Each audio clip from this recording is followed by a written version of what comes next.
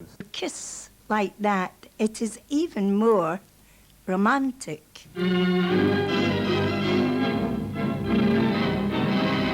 If a boy took you out to it was a cinema or a theatre in those days, and if it was a cinema, you'd try and get the back seat, and he'd sit there and he'd make quite a ceremony of giving you this box of chocolates. You sat there in all the wrappings and all the crinkly bits, and you thought, oh, this is really something, you know. And then, of course, his return was a kiss, at least one. But sometimes, if it was a boy who was very hard up, he couldn't really afford a box of chocolates, so he'd bring you a bar, and that was definitely downbeat. So I'd say if he was lucky, if he held your finger or your hand.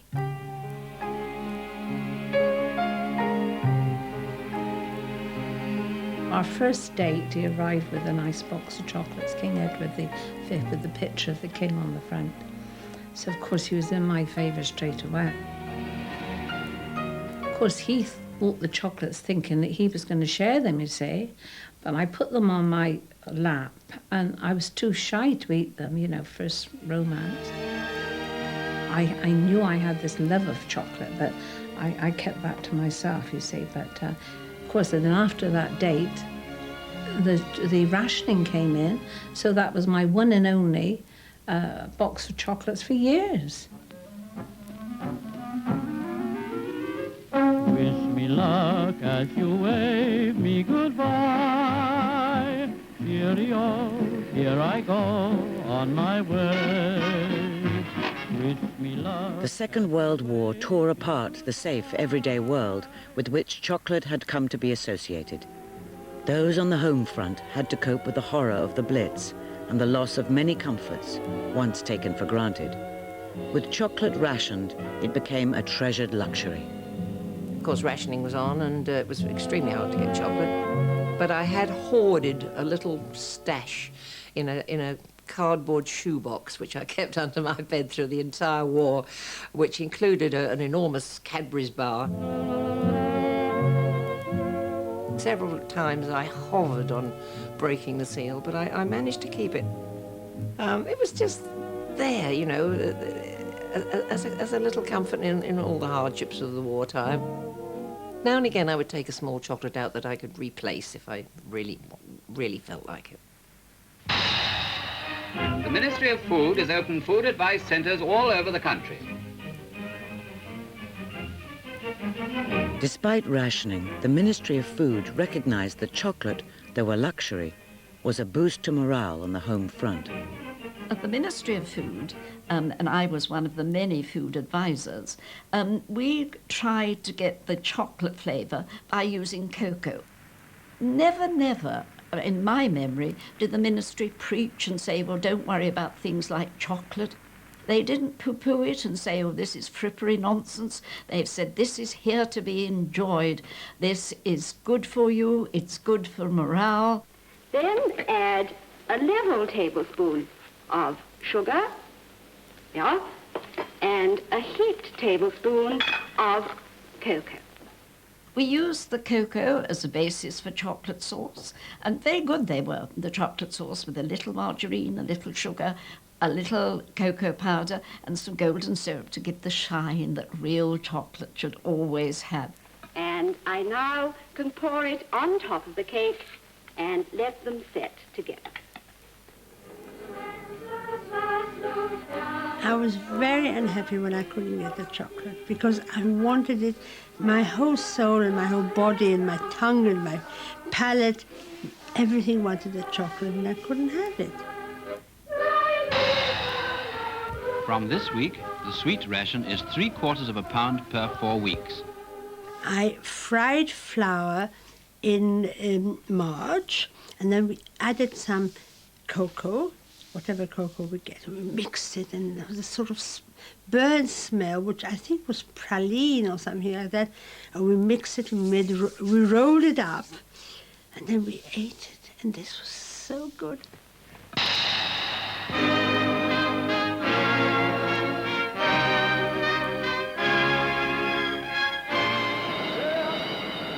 You see, and if you bought a bar of chocolate, if you were trying to savour it and make it last longer, what happened to the chocolate was it melted. And it melted all over. Of course, we loved it so much that we couldn't waste it. We had dirty, grubby hands. What the hell? We didn't bother. We would just, every bit we loved it. We would lick these fingers till they were clean again.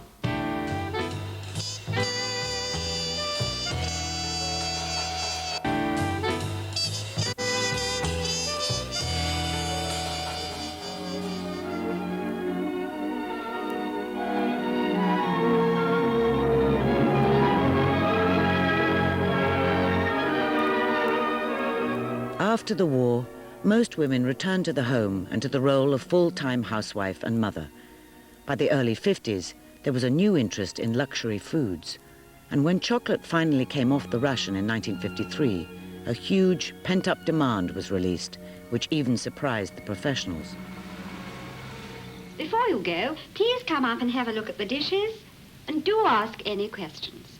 Take a recipe leaflet of the dishes I've demonstrated this afternoon, and take some for your friends, too.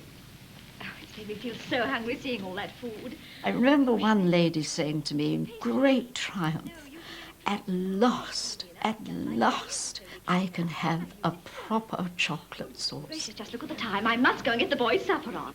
And I really can say, without exaggeration, that I was deluged with requests for, will you make a perfect chocolate sauce for us? So I showed people how to do that, how to melt the chocolate properly, how to change the flavors, what you could add. The chocolate manufacturers responded to the demand for luxury and indulgence by marketing a new range of products. By the early 1960s, output was increasing rapidly, with British consumers spending around £200 million a year. More and more were becoming obsessed, especially women.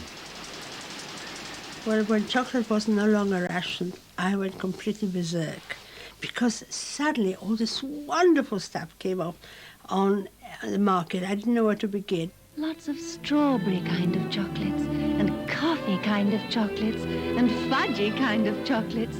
I didn't even think of food, because my first preference was eating chocolate. When I finished the chocolate, I certainly didn't want anything else. Have some Cadbury's. Everywhere you heard about chocolate, wherever you went in shops, it was all massively displayed. You deserve it. As far as they were concerned, you deserve your chocolate. You are entitled to it, and it does you good. And so you were very happy to take on board this this type of advertising. For many women, being a full-time housewife and mother did not live up to the idealized image of domestic bliss. But now there was always something to compensate. My husband worked very, very hard, about 17, 18 hours a day.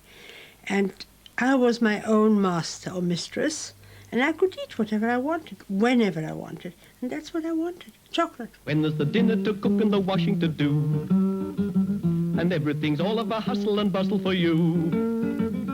Now have some Cadbury's, have a milky moment of ease. Now have some Cadbury's. You deserve it. There was this need for chocolate. I bring up 4 children, you do get your ups and downs and things and hard times, but chocolate was always the comfort. When I'd eaten chocolate and things didn't seem quite so bad, you know, and for a moment I forgot. I got lost in the joy of relishing the chocolate. The other things, you know, I could put aside.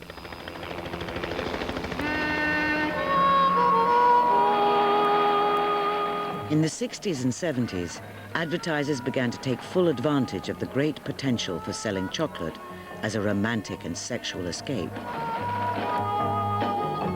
Market research was revealing the complex psychology behind women's eating compulsions. You just feel a warmth, a glow, as though you're being wrapped in velvet. It's that sort of feeling, and it's luxury. you actually feel as though you're very rich, very wealthy.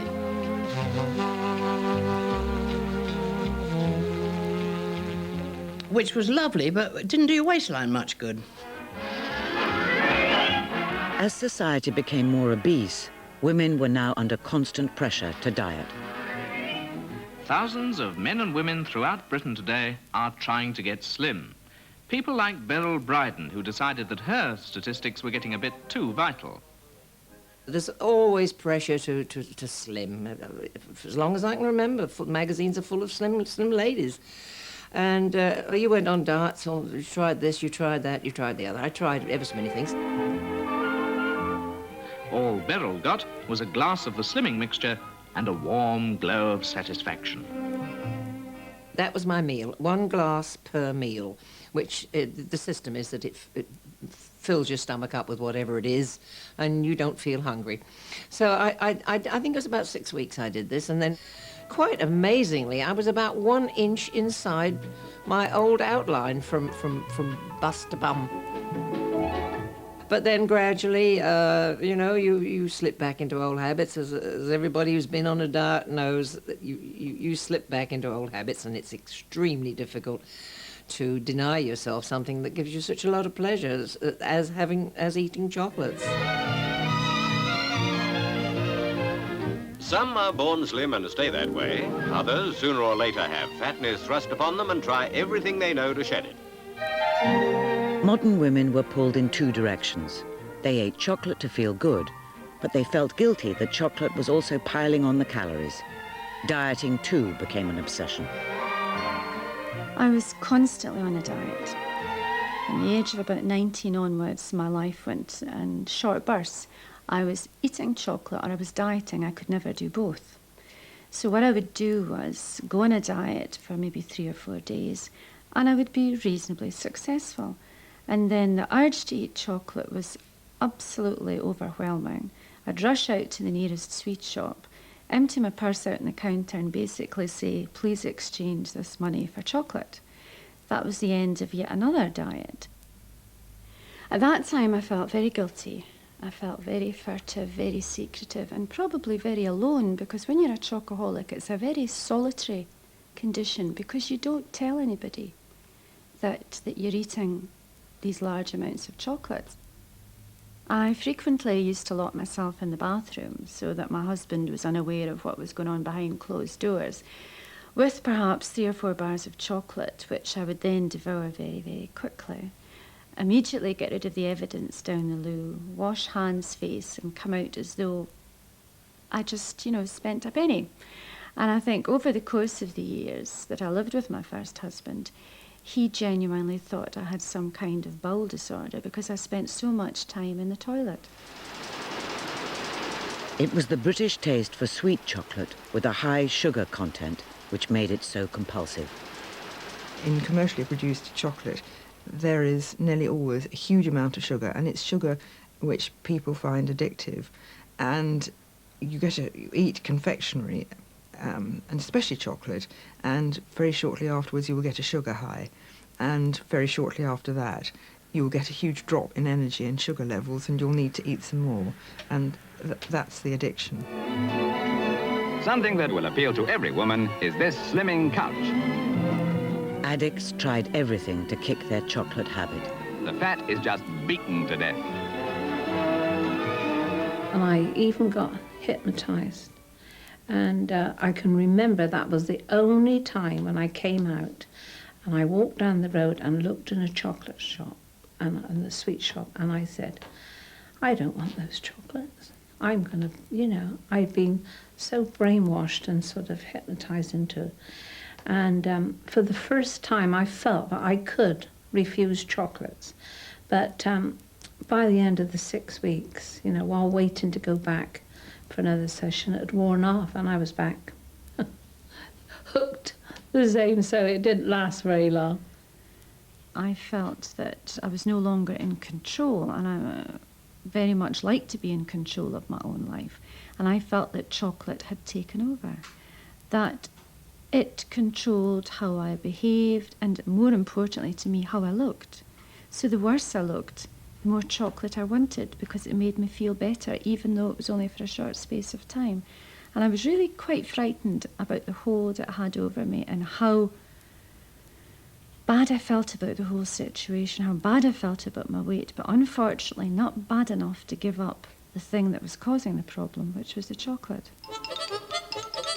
Of all the food obsessions, chocolate has been one of the most difficult to control.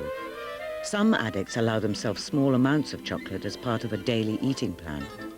I think I came to the realisation that because I was addicted to chocolate, the only way to become slim was to accept this and allow myself to eat a certain amount of chocolate, but it had to be in much more moderate doses than I'd had before.